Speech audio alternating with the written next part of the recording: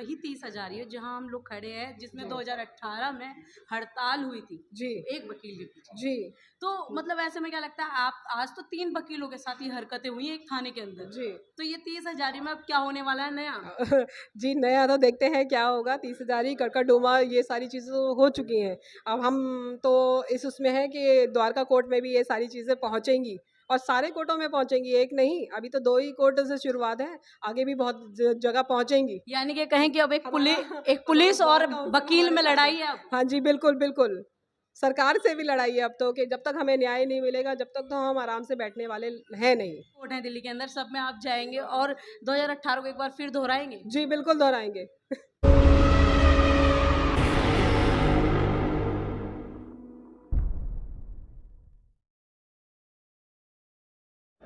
ये हमारे साथ एडवोकेट सिमरन बेनीवाल जी हैं, जिनके साथ थाने के अंदर बदतमीजी हुई।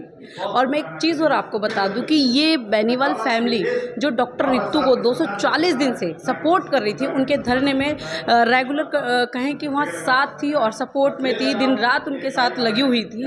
फिर भी उसके चलते हुए डॉक्टर रितु के धरने के बाद भी कहें कि कहीं ना कहीं पुलिस प्रशासन को पता लगा, या जैसे हमें बताया गया है कि बार बार फ़ोन आ रहा था पुलिस प्रशासन के पास, उसके बाद बदतमीजी पे बदतमीजी की गई। हाँ जी। तो आखिर हुआ क्या था थाने के अंदर? थाने के अंदर शुरुआत तो ये हुई थी कि मैं अपने पेरेंटल हाउस पे गई थी, मम्मा के पास। तो मैं वहाँ पहुँची तो मेरी दीदी वहाँ मौजूद थे। तो दीदी थे और फिर वहाँ से जीजा जी आके सुबह से उनका झगड़ा चल रहा था। तो हमें ये था कि पारिवारिक मामला है तो हमें बीच में नहीं बोलना चाहिए। तो बहुत ज़्यादा चलता रहा, बहुत ज़्यादा झगड़ा हो गया। फिर मेरे जीजा जी जो हैं वो गाली गलौज करने पे आ गए। उन्होंने मुझसे भी काफ़ी ज़्यादा बदतमीजी की। तो हमने फिर जब बच्चों के ऊपर बात आ गई, जब बच्चों से मार पिटाई होने लगी, हम फिर भी कुछ नहीं बोल रहे थे क्योंकि दीदी का और उनका मामला है। मैंने कहा आप देख लो, आपसी मामला है आपका, आप सुलटा लीजिए, जितना भी आपसे सॉर्ट आउट हो सके आप बात कर लीजिए। उन्होंने उनका चलता रहा काफ़ी। जब झगड़ा बढ़ गया, जब बच्चों के ऊपर बात आ गई, फिर मैंने 112 पे कॉल करके पीसीआर बुलाया। पीसीआर बुलाने के बाद उन्होंने मुझसे नहीं पूछा, उन्होंने मुझसे पूछा कंप्लेनर कौन है। मैंने कहा कंप्लेनर मैं हूँ।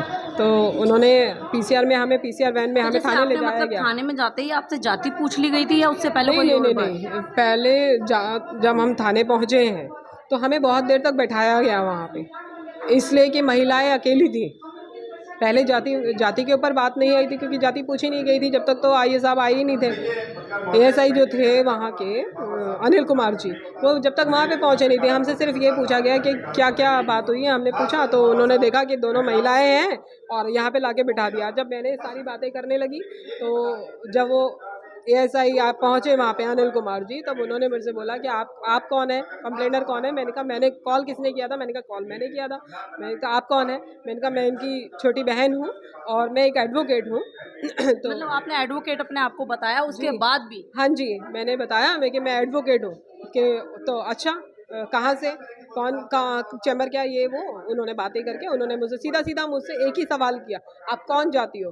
कौन समाज से उस पे करती हो? तो मैंने यानी कि कहा था न्याय की बात छोड़ करके हाँ उन्होंने जी, सिर्फ जाति पूछी जी, सिर्फ। हाँ जी। ये भी हो सकता है कि हम इतना चर्चित चेहरा हैं, सब जानते हैं कि हम 240 दिन से डॉक्टर रित्तू के साथ डॉक्टर में रितु हैं। नांगल वाला जो गुड़िया का था और जो एक ये इसका था राबिया वाला जो केस था, उसमें भी हम लोग रहे हैं। तो ये सारी चीज़ें होती आई। हो सकता है कि ये सारी मामला था जो उन्होंने हमसे जाति के बारे में ही सारी बात की। कहीं ना कहीं तो से आपकी दीदी वीडियो देखी हो, या हाँ, आप जी, जी, जी। वायरल थे आप लोग जी, डॉक्टर बिल्कुल। रित्तू के साथ जी, उस बीच में। जी। तो वहाँ ये सारी चीज़ें हुई, उन्होंने बड़ा मेरे से रूडली करके बड़ा उन्होंने मुझे तू-तड़ाक करके बात करना। मैंने कहा आप बात किस तरीके से कर रहे मतलब हैं? आप तो एक लेडी हो, फिर भी आपके साथ हाँ जी, बदतमीज से तू बदतमीज़ी तड़ा। तू-तड़ाक किया करना शुरू किया। अच्छा, अच्छा, ठीक है, वहाँ बैठ जा, ये वो और थोड़ी देर बैठो, अभी बात करते हैं। फिर मैंने अपने हस्बैंड को ऐसे नहीं, एज़ अ एडवोकेट नहीं, मैंने उनको ये बोला, मैंने कहा आप आ जाइए और मैं थाने में हूँ कि क्या बात हो गई? मैंने कहा ऐसी-ऐसी बात थी, आप आ जाओ। तो वो बाहर खड़े हुए थे जब, तो फिर जब मैंने बोला उनको, जब वो पहुँचे पहले उन्होंने मुझे कॉल किया बाहर खड़े होके थाने के, तो कि क्या बात हुई, मैं अंदर आऊँ या नहीं आऊँ? तो मैंने कहा नहीं नहीं आप अंदर आ जाओ। तो जो आईओ साहब थे उस केस के, जो एएसआई थे अनिल कुमार जी, मैंने उनको भी बताया कि मेरे हस्बैंड भी एडवोकेट हैं सुप्रीम कोर्ट से और असिस्टेंट भी आए हुए हैं। तो उन्होंने अच्छा, तो फिर इनसे मेरे हस्बैंड बेनीवाल जी से बात होने लगी तो उनसे पूछा कि आप कहाँ से ये वो, फिर उनसे भी यही सवाल किया गया कि आप कौन जाती हो?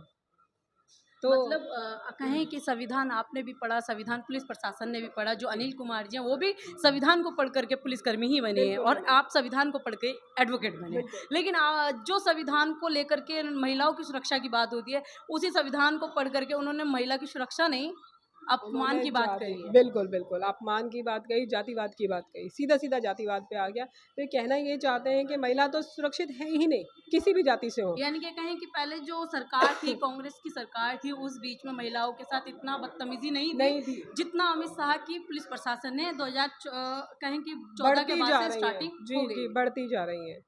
तो आपको मतलब लगता नहीं है कि 2000 जिस प्रकार से ये बीजेपी सरकार है, उसमें किस तरीके से महिलाओं के साथ सबसे ज़्यादा वारदातें हो रही हैं, जिससे बलात्कार भी हो रहे हैं, है ना? और आज के छोटी-छोटी टाइम में तो बच्चियाँ एडवोकेट भी सुरक्षित नहीं है, सेफ नहीं है, जैसे आप सेफ एक नहीं है। एडवोकेट जी, हैं, आप सेफ नहीं है जी, थाने में जाके, तो जी, ऐसे में क्या बिल्कुल। लगता है आपको फिर कि आम महिला कैसे जाएगी थाने में कंप्लेंट के आम लिए? महिला तो अपनी आवाज़ उठा ही नहीं पाएगी।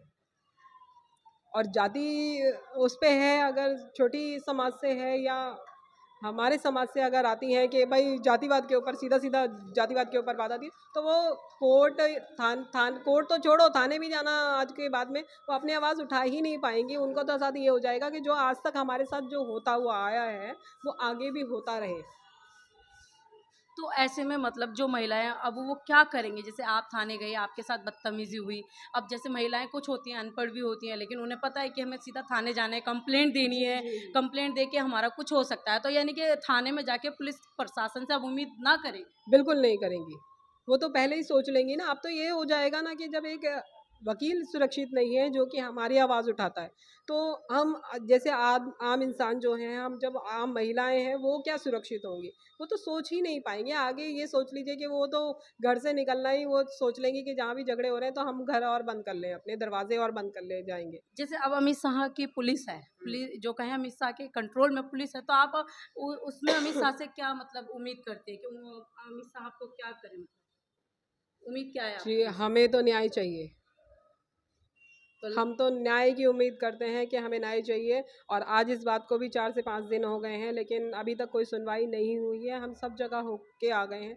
थाने में तो सुनवाई हुई नहीं थी। ये दिन 4 बजे का केस, 3 से 4 बजे का केस जी। है। उसके बाद भी जब मैं लगातार पीसीआर जो 112 पे कॉल करती जा रही हूँ, लगातार कॉल किए हैं मैंने। 1 नहीं, 8 नहीं, 10 नहीं, लगातार कॉल करती हुई जा रही हूँ। उसके बाद भी 8:30 बजे जाके जब इसका हरिनगर थाने से जब वहाँ से पीसीआर एक आए हैं, वो भी उन्होंने भी हमसे सिर्फ कोई सवाल नहीं किया। उन्होंने सिर्फ ये पूछा कि आपको इलाज मिला? ठीक है, बस। यानी कि उन्हें पहले से पता लग चुका था कि इनके साथ ये हरकतें जी, हो चुकी हाँ है। जी, हाँ जी। उन्होंने हमसे ये सारी चीज़ें नहीं पूछी कि आपके साथ हुआ क्या था? क्या घटना थी आपके साथ जो घटित हुई है, वो भी नहीं पूछा। उन्होंने सिर्फ़ हमारे नाम लिखे और हमसे ये बोला कि कोई डॉक्टरी इलाज तो नहीं चाहिए आपको?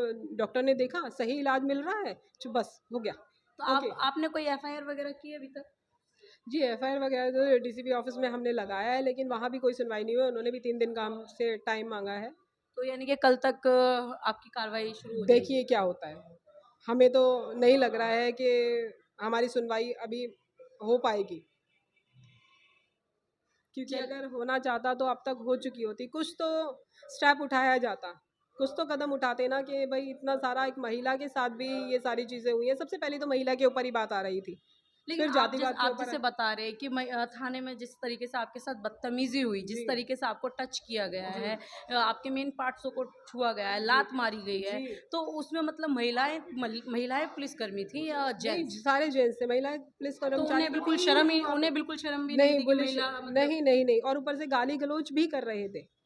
उन्होंने गाली-गलौज भी की, तुम छोटी जाति के हो, मैं तो क्या बता सकती हूँ अब मैं कि एक महिला होने के नाते मैं ये सारी चीज़ें नहीं बोल पाऊँगी कि मेरे साथ क्या-क्या उन्होंने बोला और क्या-क्या मेरे से अपशब्द कहे गए हैं।